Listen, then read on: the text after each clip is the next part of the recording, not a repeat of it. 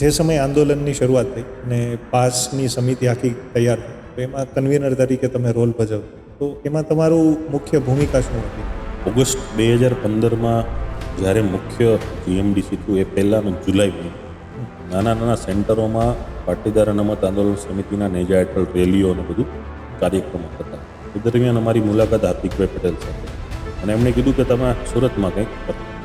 સુરતમાં પણ અમે રેલીનું આયોજન કર્યું 17 ઓગસ્ટના દિવસે અને એમણે અમને જવાબદારી આપી કે તમે કન્વીનર તરીકે હવે બધું કાર્ય સંભાળો. ત્યારે પણ મારું LLB ચાલતું હતું TY.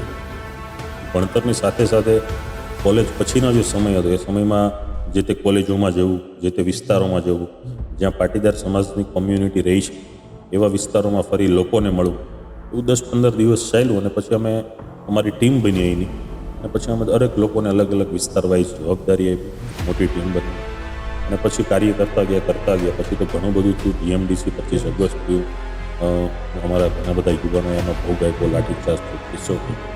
હાર્દિકભાઈ જેલમાં ગયા અને ગુજરાત બહાર રહેવાનું.